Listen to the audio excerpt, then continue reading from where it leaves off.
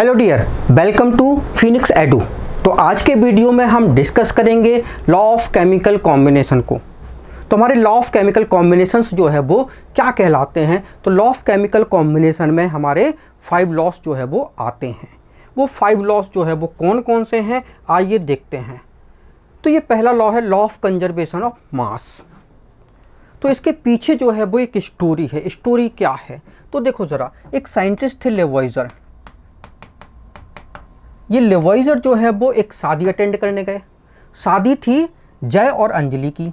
तो ये जय है और ये अंजलि है। दोनों की जो है वो शादी में लेवॉइजर जो है वो गए।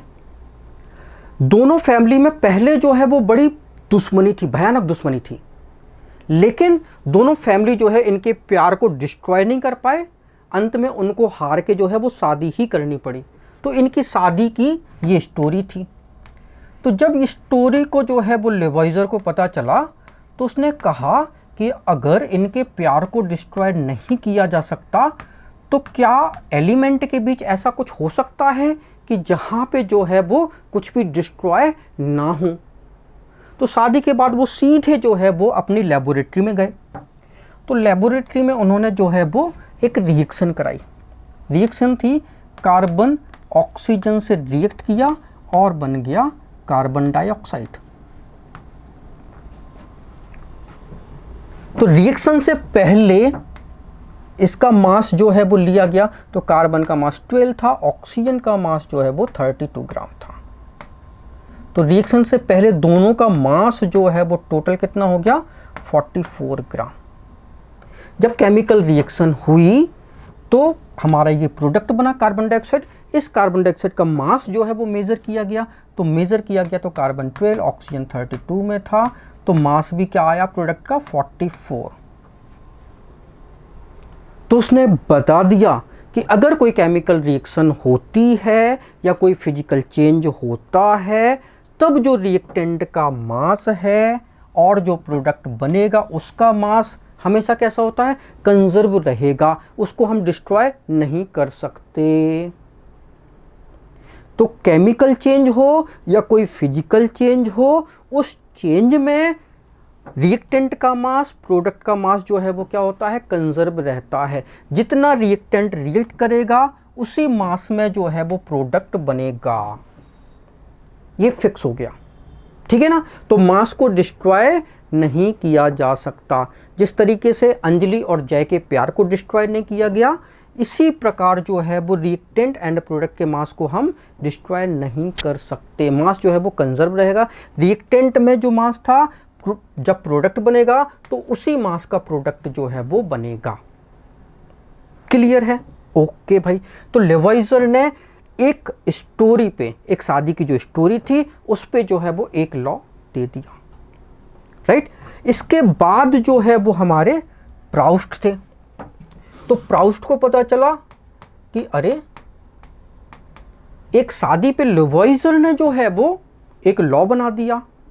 तो शादी थी जय और अंजलि की, राइट। तो शादी हो गई भाई दोनों बच्चों में, ठीक है। ये जय था और ये अंजलि थी। दोनों के बीच जो है वो शादी हो गई। लेवॉइजर ने तो केवल ये बताया था कि रिएक्टेंट से पहले और रिएक्शन के बाद जो है वो मास कैसा होगा, वो कंजर्व रहेगा, राइट। तो मास जो है वो कंजर्व रहेगा, राइट। ये दोनों एक हो गए। तो प्राउस्ट ने कहा कि शादी तो जो है वो 7 जन्मों का रिश्ता होता है। तो अगर मास कंजर्व है इसका मतलब है इनके मास का रेशियो जो है वो 7 जन्मों तक कैसा होगा, वो सेम होगा। ये 7 जन्मों तक अलग नहीं किए जा सकते, राइट। तो इसी प्रकार अगर कोई एलिमेंट जो है वो रिएक्ट करता है, जैसे कि हाइड्रोजन ऑक्सीजन से क्या बन गया, वाटर बन गया। इक्वेशन को हमने बैलेंस कर लिया। अब ये वाटर बन गया। अब इस वाटर को आप किसी भी कंट्री से ले आओ, चाहे अमेरिका से ले आओ, चाहे ऑस्ट्रेलिया से ले आओ, चाहे चाइना से ले आओ, चाहे पाकिस्तान से ले आओ, कहीं से भी ले आओ, वाटर में हाइड्रोजन 2 एंड ऑक्सीजन जो है वो 16 पार्ट में होगा। अगर हम सिंपलेस्ट रेशियो की बात करते हैं तो ये सिंपलेस्ट रेशियो 1:8 होगा। ये यूनिवर्सल ट्रुथ है। जैसे इनका रिश्ता 7 जन्मों का रिश्ता है, ये यूनिवर्सल ट्रुथ है, इसी प्रकार इनका रेशियो जो है वो भी क्या है, ट्रुथ है। तो प्राउस्ट ने क्या बताया कि जब केमिकल रिएक्शन हो गई और कंपाउंड बन गया तो उस कंपाउंड में एलिमेंट के रेशियो जो है वो कैसे होते हैं, फिक्स होते हैं, राइट। वो रेशियो जो है वो हमेशा फिक्स रहेगा। तो इसको हम लॉ ऑफ कांस्टेंट प्रोपोर्शन बोलते हैं, राइट। ओके भाई, फिर इसके बाद जो है लॉ ऑफ मल्टीपल प्रोपोर्शन, ये किसने दिया था, ये डाल्टन ने दिया था। तो डाल्टन ने क्या हुआ, जय और अंजलि को 25 साल बाद देखा, उनकी सिल्वर जुबली थी। तो सिल्वर जुबली में जो है उन्होंने फिर से शादी रचाई भाई। तो उसने देखा जय तो जो है 25 साल पहले जैसा था वैसा आज भी लगता है, लेकिन अंजलि जो है वो जस्ट क्या हो गई, डबल हो गई भाई। अंजलि जो है वो डबल हो गई, राइट। तो क्या ऐसा रिलेशन जो है केमिकल रिएक्शन में हो सकता है इस टाइप का? ओके, तो डाल्टन ने देखा बिल्कुल हो सकता है। तो इस पे एक लॉ बना दिया गया। वो क्या था, उसने कहा कि जब हाइड्रोजन जो है वो ऑक्सीजन से रिएक्ट करता है तो बनता है वाटर,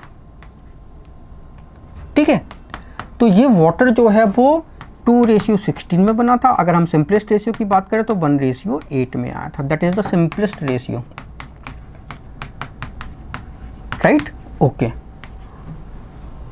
तो एक कंपाउंड में एलिमेंट का रेशियो फिक्स होता है, लेकिन अगर हाइड्रोजन ऑक्सीजन से बन गया हमारा हाइड्रोजन पेरोक्साइड H2O2, तो रेशियो क्या हो गया, ये 2:32। अगर हम सिंपलेस्ट रेशियो की बात करें तो 1:16। तो ये हमारा क्या हो गया, सिंपलेस्ट रेशियो। तो जब जय और अंजलि की शादी हुई तो रेशियो 1:8 था।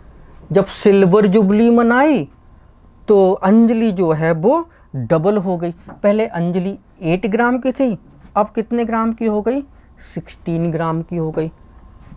जय था 1 ग्राम का था, ये 25 साल बाद भी 1 ग्राम का ही है। तो इसको दिया गया लॉ ऑफ मल्टीपल प्रोपोर्शन, ठीक है। अब जो मल्टीपल होगा वो किस में होगा, तो जो इनका रेशियो है 1:8 था, ठीक है। जो भी रेशियो आएगा, नेक्स्ट रेशियो जो भी आएगा वो क्या होगा, जो भी डिजिट आएगा ऑक्सीजन का जो भी डिजिट होगा वो 8 के मल्टीपल में रहेगा, हाइड्रोजन का जो भी डिजिट आएगा नया वो 1 के मल्टीपल में होगा, राइट। तो H2O2 में यही हुआ, हाइड्रोजन का रेशियो तो वही रहा, लेकिन ऑक्सीजन का रेशियो 8 के मल्टीपल में आया, 16 हो गया, ठीक है। 10 नहीं हो सकता था, 12 नहीं हो सकता था, 8 के मल्टीपल में क्या होता, बढ़ गया तो 16 हो सकता है, ठीक है।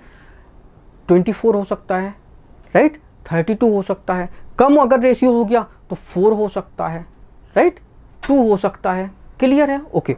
तो रेशियो जो है वो मल्टीपल में ही रहेगा, क्लियर है, ओके। इसके बाद रिचर जो है, लॉ ऑफ रेसिप्रोकल की बात करते हैं, तो रिचर साइंटिस्ट थे। उन्होंने कहा कि यार अंजलि और जय की शादी पे जो है वो 3 लॉ बन गए, ठीक है। और 3 लॉ कैसे बने, अंजलि और जय की शादी से। तो ये जो है रिचर को बड़ा बुरा लगा कि यार एक शादी पे 3 लॉ बन गए और मैं कुछ नहीं कर पाया। तो रिचर जो है वो मूवी देखने चला गया। मूवी जो थी वो लव ट्रायंगल वाली थी। तो एक लड़का था, मतलब हीरो था, हीरो का एक दोस्त था और हीरो की एक गर्लफ्रेंड थी। तो हीरो की अपने दोस्त से बहुत अच्छी बनती थी, हीरो की अपनी गर्लफ्रेंड से जो है वो बहुत अच्छी बनती थी। अब इन दोनों में भी जान पहचान हो गई, तो ये दोनों भी ठीक ठाक दोस्त हो गए। एक दिन ऐसा आया कि हीरो की अपने दोस्त से लड़ाई हो गई और गर्लफ्रेंड से भी लड़ाई हो गई। और ये जो है इन दोनों को छोड़ के जो है वो दूसरे शहर चला गया। अब कौन बचे?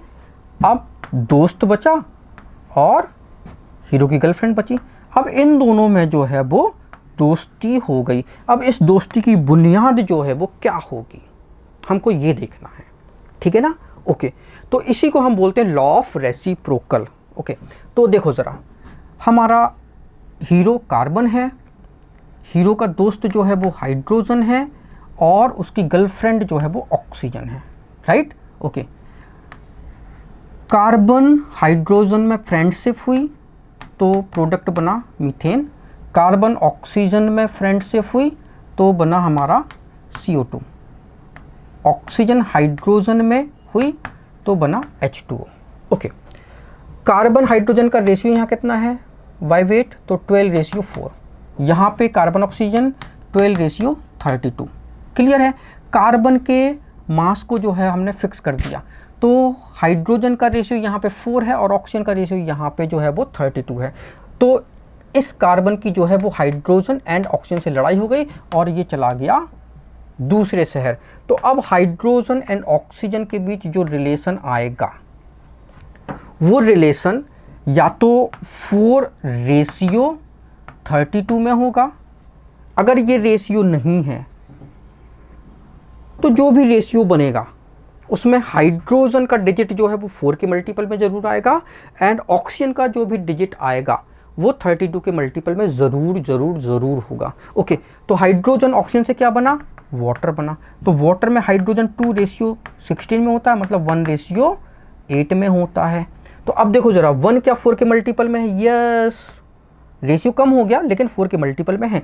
32 क्या 8 के मल्टीपल में है? यस, 32 8 के मल्टीपल में है, राइट। तो इसको हम क्या बोलते हैं? Law of reciprocal.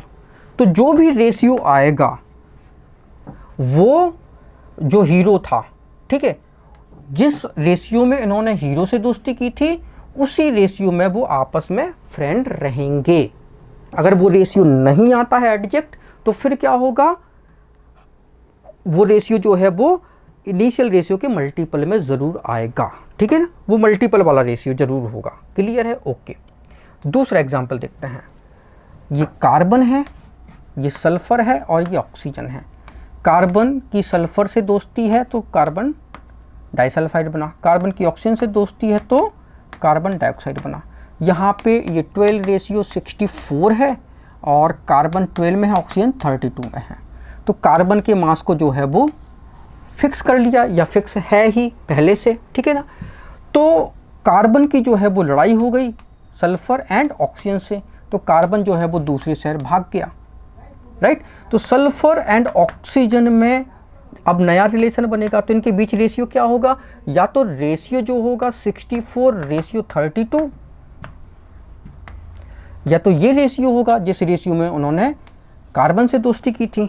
अगर ये रेशियो नहीं आता है तो जो भी नया रेशियो आएगा वो इस रेशियो के मल्टीपल में ज़रूर होगा। ओके, तो अब इन दोनों की दोस्ती से क्या बना? Sulphur dioxide. तो सल्फर 32 में है और ऑक्सीजन भी 32 में है।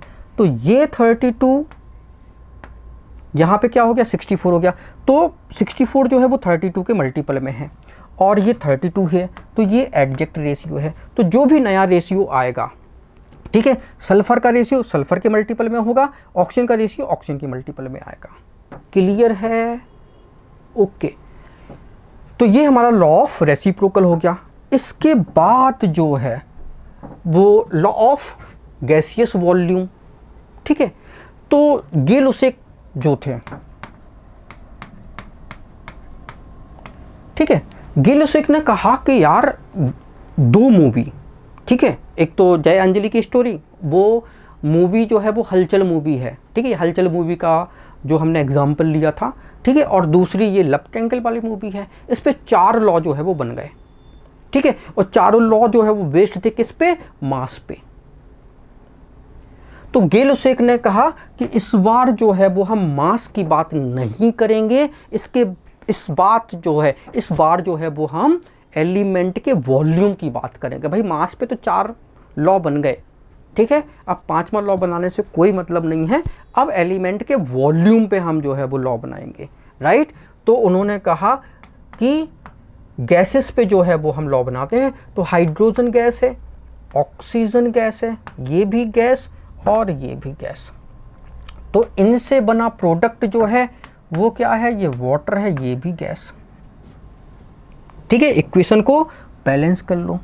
तो हाइड्रोजन का 2 वॉल्यूम ऑक्सीजन के 1 वॉल्यूम से रिएक्ट करता है, तो जो वाटर गैस बनी, जो वाटर वेपर बना, वो कितना बना, वो 2 वॉल्यूम बना। इसको हम वेपर कर देते हैं, गैस ज़्यादा अच्छा नहीं लगेगा, ठीक है ना, राइट। तो 2 वॉल्यूम। तो गेलुसविक बोलता है कि जब भी गैसेस जो है वो आपस में रिएक्ट करके प्रोडक्ट बनाती हैं, तो जो रिएक्टेंट का वॉल्यूम है, जिस वॉल्यूम में रिएक्टेंट रिएक्ट कर रहा है, ठीक है, जो प्रोडक्ट का वॉल्यूम जो होगा वो सिंपल होल नंबर रेशियो में होगा। तो यहाँ पे रेशियो जो है वो 2:1:2 में है, जो कि एक सिंपल होल नंबर रेशियो में है। मतलब ऐसा नहीं होगा कि हमने 2 वॉल्यूम हाइड्रोजन लिया और 1 वॉल्यूम जो है ऑक्सीजन लिया, दोनों रिएक्ट हो गए और जो वाटर बना वो 50 वॉल्यूम बन गया। ऐसा नहीं होगा, इतना चेंज नहीं आएगा भाई। चेंज आएगा तो बहुत थोड़ा सा चेंज आएगा। क्या, 2:1:2।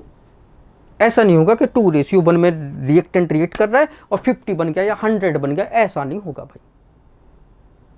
क्लियर है? ओके। उसने और भी एग्जाम्पल दिए, उसने कहा कि नाइट्रोजन ये भी गैस है, हाइड्रोजन ये भी गैस है, दोनों के रिएक्शन से क्या बन गया, अमोनिया बन गया। इक्वेशन को बैलेंस कर दो भाई, राइट।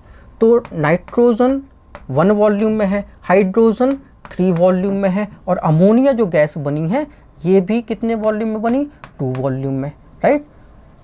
तो 2 गैसें रिएक्ट करती हैं और उनके रिएक्शन से जो प्रोडक्ट बनता है, अगर वो भी गैस है, तभी आपका गैसियस लॉ जो है वो लगेगा।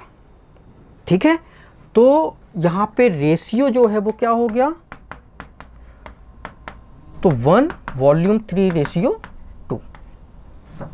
क्लियर है? ओके।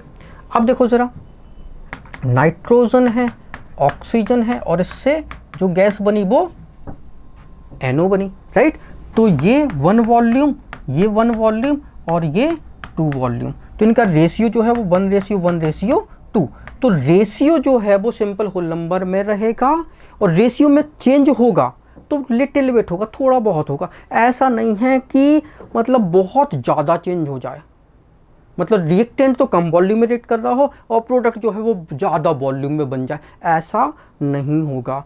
तो ये हमारे लॉ ऑफ केमिकल कॉम्बिनेशन हो गया। Thank you so much for watching this video. अगर वीडियो अच्छा लगा तो प्लीज़ इसको लाइक करें, उसको शेयर करें। अगर आपको जो है आपने हमारे चैनल को सब्सक्राइब नहीं किया है तो प्लीज़ इसको सब्सक्राइब करें। Thank you once again for watching this video.